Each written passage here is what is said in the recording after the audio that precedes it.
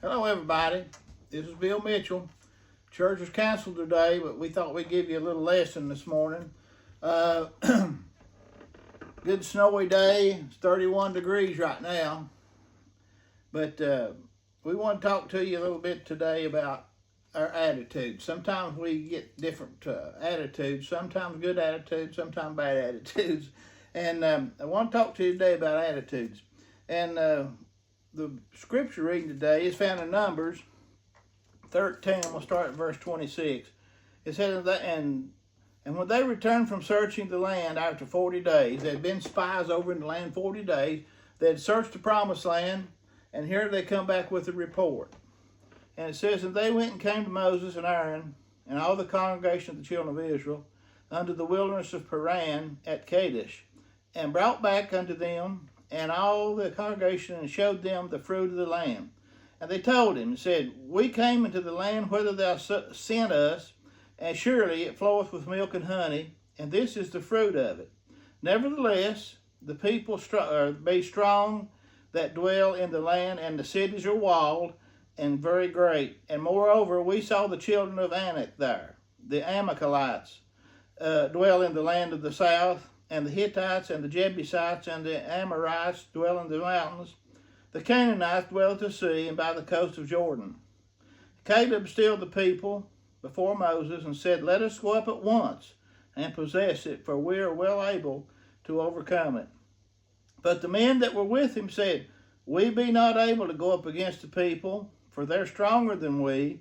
They brought up an evil report of the land which they had searched unto the children of Israel, saying, the land, though which we have gone search it, is a land that eateth up the inhabitants thereof, and all the people that we saw in it were men of great stature. And there we saw the giants, the sons of Anak, which came of the giants, and we were in our own sight as grasshoppers, and we were so were we in their sight. And so there was only two of the men that went out of the 40 that come back with a good report. Caleb and Joshua wanted to go over and take the promised land at once, but all the other ones said, no, we look like grasshoppers in the sight of these giants. And so different ones had different,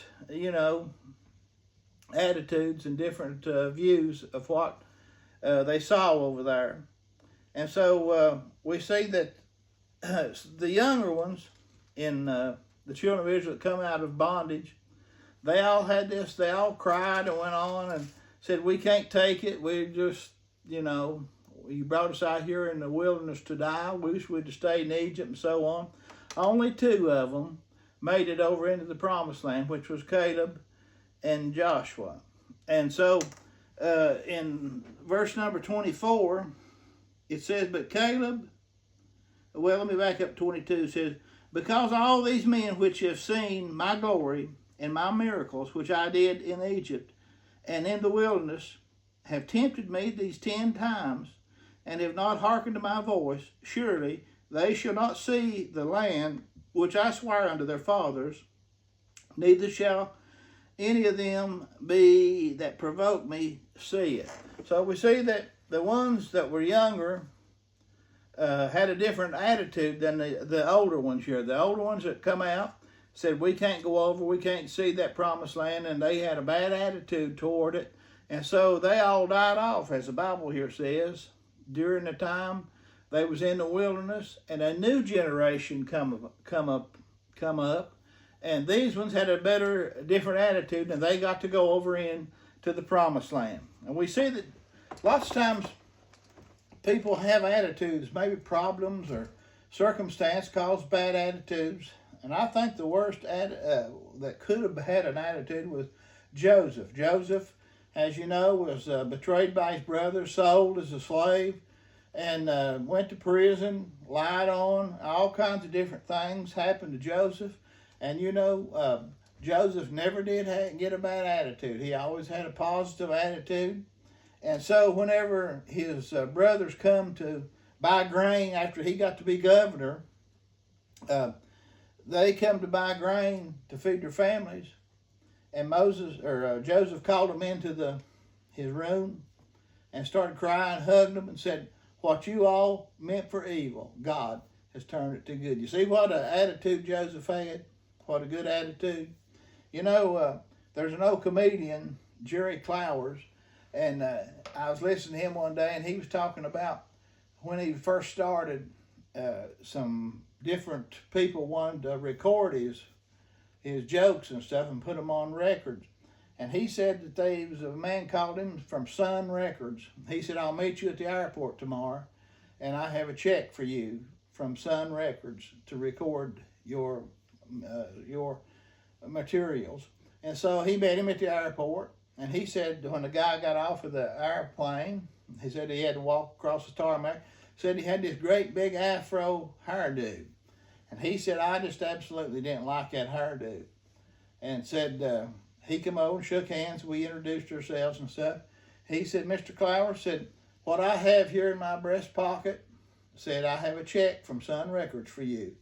And he said, when he reached me that check, he said, my attitude toward that hairdo got a whole lot better. And he said, as a matter of fact, I thought that fella had the prettiest head of hair that I'd ever saw. So sometimes our attitudes change, or some things make us change. You know, I met a boy that I went to school with down at Harts one day, and years ago, the doctors, when his first son was born, had done something wrong and had made a cripple out of him. And this was 40 years later when I was talking to him, and he was so bitter and so had the worst attitude that you ever saw, and was still that way after 40 years. And you know, then there's some, on the other hand, that have went through all kinds of tragedies and things and still have a good attitude. I know an old man who left here and went to another state, done pretty good, got pretty wealthy, then went through some divorces, and then finally come back, and I went one day to talk to him, and he didn't hardly have very much nothing. And he had an old sawmill, and anyway, he built him an old little house, a little 4-room house. He said, come in, let me show you my house, your brand new house. And he made him a house out of this rough lumber and had the boards and strips on it. Well, he just had some meager furniture in his house. He said, look, said, got plenty of guns. He had 2 or 3 old guns in a homemade gun case. And said, good beds to sleep in, said, got a good kitchen, and he had made him he called it a dentist chair. It was an old piece of a chair with a big laid back. He could lay back and watch his television. And so he said, let's go out into the lobby. And he had a place fixed there at his sawmill, had 2 or 3 old couches out there with an old tin roof on it, and he called it his lobby. But, you know, he had a good attitude, always happy and go-lucky. And so that's the difference in people's attitude. Some hold grudges and have a bad attitude all their life. Then some, you know, overcome. So what I want to tell you today is keep a good attitude. Don't let circumstances get you down. Even this old cold weather, maybe your power's off and you have a bad attitude toward the power companies or whatever, but keep a good attitude, and we'll see you whenever we can when the weather breaks at church.